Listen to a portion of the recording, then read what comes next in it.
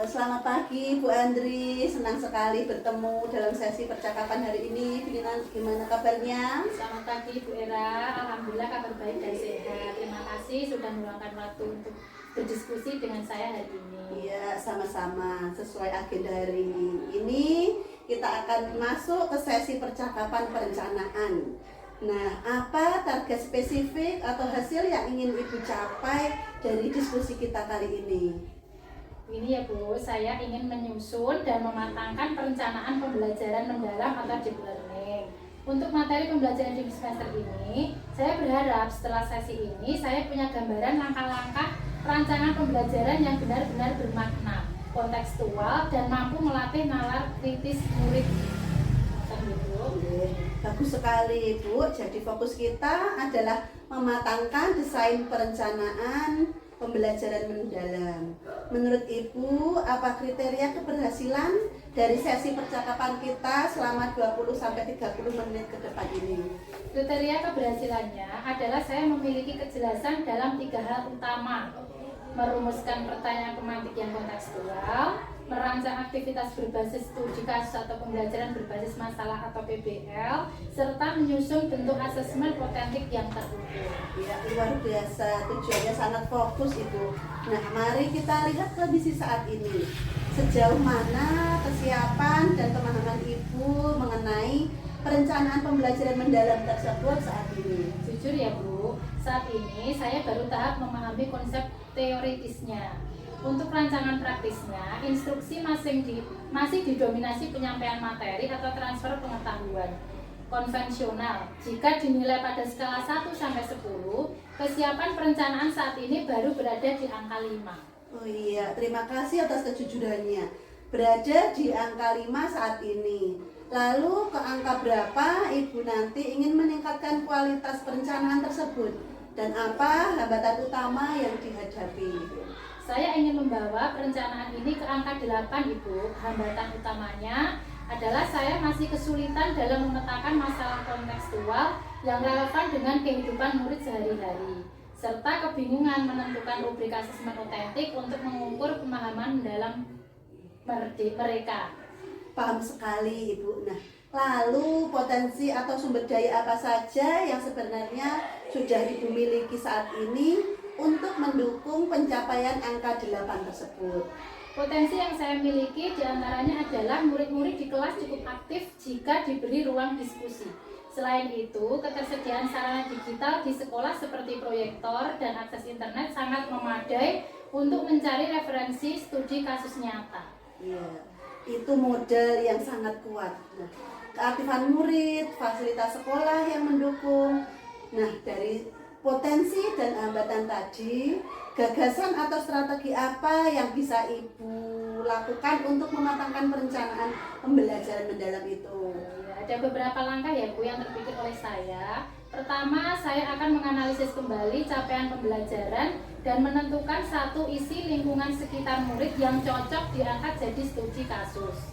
Yang kedua, saya akan merancang pertanyaan pemantik berbasis mengapa dan bagaimana untuk memicu diskusi mendalam.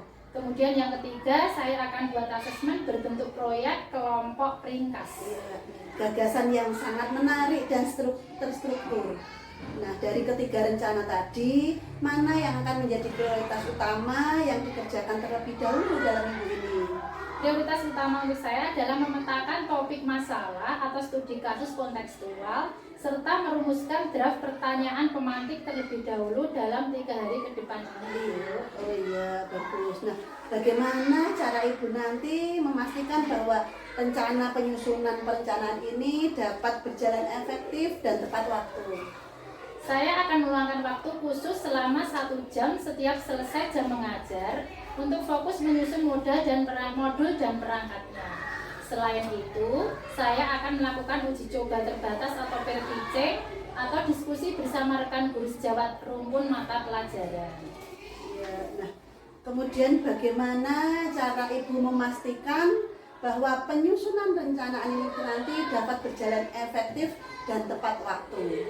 Saya berkomitmen penuh untuk menyelesaikan modul ajar atau RPP pembelajaran mendalam ini Ibu paling lambat hari Jumat pekan ini sehingga bisa langsung disimulasikan pekan depan. Iya. Nah, kemudian nanti siapa saja yang bisa diajak atau dimintai bantuan untuk menjaga komitmen dan mendukung ketercapaian perencanaan ini. Iya Bu, saya akan memohon masukan dari dari Ibu Kepala Sekolah untuk menelaah draft yang saya buat, serta akan berkolaborasi dengan Bapak Ibu guru penggerak di sekolah kita, Ibu Nevi dan Ibu Nita, untuk melakukan diskusi sejawat mengenai instrumen asesmennya. Ya, bagus sekali Bu. Nah, kapan dan bagaimana kita akan melakukan tindak lanjut atau refleksi dari perencanaan pelaksanaan ini Bu? Setelah modul selesai di hari Jumat, saya bermaksud menemui Bapak Ibu kembali untuk melakukan review singkat. Selanjutnya saya mohon kesediaan Ibu untuk melakukan observasi kelas saat perencanaan pembelajaran mendalam ini dieksekusi minggu depan. Iya, dengan senang hati saya siap mendukung penuh dan melakukan observasi kelas pekan depan. Nah, sesi percakapan hari ini sangat positif. Semoga proses penyusunannya lancar ya Pak, ya Bu. Terima kasih banyak Ibu atas bimbingan dan pencerahannya. Sesi percakapan ini memberikan saya kejelasan, langkah, dan motivasi tinggi. Sampai dari Jumat ya Bu. Ya. Alah, kamu coy. Kejar Salah siji. karena Bapak Ibu. Pertanyaannya kejar siji Tidak dong. oke. Kejar siji kamu jawab Ibu saya. Kita. Selamat siang Ibu. Senang sekali kita bisa berbincang santai di ruangan ini. Bagaimana kabarnya Bu? Selamat siang Ibu. Alhamdulillah kabar sehat. Hanya saja belakangan ini pikiran saya cukup ganjal ya Bu terkait proses pembelajaran di kelas. Oh iya, paham sekali ya Bu ya. Memang mengajar itu selalu ada tantangannya. Nah, sesuai agenda kita hari ini untuk percakapan pemecahan masalah, apa target atau spesifikasi yang hasil yang ingin Ibu capai di akhir diskusi kita kali ini? Saya ingin menemukan solusi atas kendala yang saya hadapi saat ini ya Bu untuk menerapkan pembelajaran mendalam atau deep learning. Saya ingin mendapatkan ide-ide konkret untuk mengatasi partisipasi murid yang masih pasif dan manajemen waktu mengajar yang selalu kewalahan. Oh iya, bagus sekali. Jadi fokus diskusi kita adalah mengatasi kendala keaktifan murid dan alokasi waktu dalam deep learning. Nah, menurut Ibu, apa indikator keberhasilan dari sesi percakapan kita ke depan? Indikator keberhasilannya adalah saya pulang dari ruangan ini dengan mengantongi setidaknya 2 atau 3 strategi praktis yang siap saya terapkan di kelas minggu depan Ibu untuk memicu keaktifan murid tanpa kehabisan waktu. Oh iya, luar biasa, tujuannya sangat jelas. Nah, sekarang coba ceritakan secara rinci situasi seperti apa yang sebenarnya terjadi di kelas saat Ibu menerapkan pembelajaran mendalam belakangan ini. Iya Bu, begini ya Bu, saat saya memberikan pertanyaan tematik berbasis studi kasus untuk memicu diskusi mendalam, hanya 2 atau 3 murid saja yang mau menjawab. Sebagian besar murid lainnya diam dan takut salah. Akibatnya, saya menghabiskan banyak waktu untuk memancing jawaban mereka. Sampai-sampai alokasi waktu untuk refleksi dan kesimpulan di akhir jam pelajaran itu selalu terpotong Ibu. Iya, terima kasih atas keterangannya. Jadi, kendala utamanya adalah kecenderungan murid pasif dan takut salah yang berdampak pada pembekaan waktu. Nah, kemudian menurut analisis Ibu, apa yang menyebabkan murid-murid tersebut masih takut atau ragu untuk berpendapat? Setelah saya renungkan, sepertinya pertanyaan pemantik yang saya lontarkan masih terlalu abstrak dan langsung dilemparkan ke seluruh kelas. Murid belum terbiasa berpikir kritis secara spontan, sehingga mereka butuh waktu mencerna atau mendiskusikannya dulu dalam kelompok kecil. Iya, analisis sangat jeli sekali ya Bu.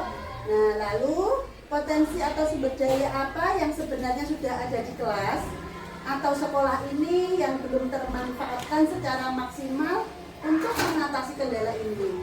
Sebenarnya murid-murid saya sangat suka kerja kelompok yang ada unsur permainan atau kompetisi ringannya. Selain itu, papan tulis interaktif dan kertas plano yang ada di kelas bisa dimanfaatkan untuk media tulisan jika mereka ragu berbicara langsung. Iya, luar biasa ide-idenya.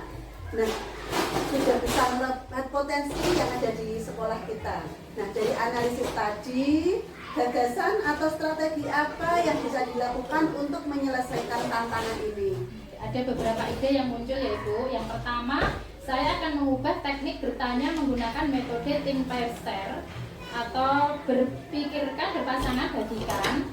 Kemudian murid diberi waktu sekitar 2 menit berpikir sendiri, 3 menit diskusi dengan teman sebangku, baru kemudian berani menjawab di kelas. Ini akan mengurangi rasa takut salah. Oh iya, bagus. Solusi yang sangat solutif ya idenya. Nah, kemudian bagaimana dengan manajemen waktunya? Adakah gagasan lainnya, Bu? Untuk alokasi waktu, saya akan membuat timer visual di layar LCD agar murid tahu batasan waktu tiap sesi diskusi. Kemudian kedua, jika ada murid yang mau berbicara, mereka bisa menuliskan gagasannya di lembar stick notes lalu ditempel di papan. Langkah ini jauh lebih hemat waktu dibanding menunggu mereka memberanikan diri bicara. Iya, gagasannya sangat praktis dan sangat terstruktur. Nah, dari beberapa ide tadi, ide mana yang menjadi prioritas utama untuk dieksekusi terlebih dahulu pada pembelajaran berikutnya? Prioritas utama saya adalah menerapkan teknik think pair share dan memanfaatkan sticky notes untuk sesi diskusi kelompok pada materi hari Selasa depan itu. Oh iya, hebat sekali rencananya, sangat konkret. Nah, lalu apa komitmen Ibu untuk memastikan rencana aksi ini berjalan dengan baik? Saya berkomitmen untuk menyiapkan lembar kerja berpasangan dan sticky notes sebelum hari Selasa, serta disiplin mengatur durasi waktu sesuai jadwal rancangan pembelajaran yang sudah disesuaikan itu. Oh iya, kemudian siapa yang bisa membantu Ibu untuk menjaga komitmen dan mendukung ketercapaian rencana aksi ini? Saya akan meminta bantuan ketua kelas untuk menjadi timekeeper atau pengingat waktu di kelas. Saya juga akan berkonsultasi dengan Bu Nita dan Ibu Nevi selaku guru penggerak di sekolah kita untuk mematangkan lembar think pair share yang saya buat. Ya, bagus sekali Bu. Nah, kapan dan bagaimana kita akan menindaklanjuti hasil dari penerapan strategi baru ini? Hari Selasa sore setelah saya mengajar di kelas tersebut, saya akan menemui Ibu kembali untuk melakukan refleksi singkat mengenai perubahan respon murid dan efisiensi waktu mengajar saya. Ya, luar biasa Ibu. Nah, saya sangat mengapresiasi semangat Ibu untuk terus belajar dan mencari solusi. Percakapan hari ini sangat produktif. Selamat mencoba strategi barunya di hari Selasa nanti. Terima kasih Ibu atas dorongan dan ruang diskusinya. Pikiran saya sekarang jauh lebih tenang dan bersemangat untuk masuk kelas kembali. Sampai jumpa hari Selasa ya Ibu. Iya.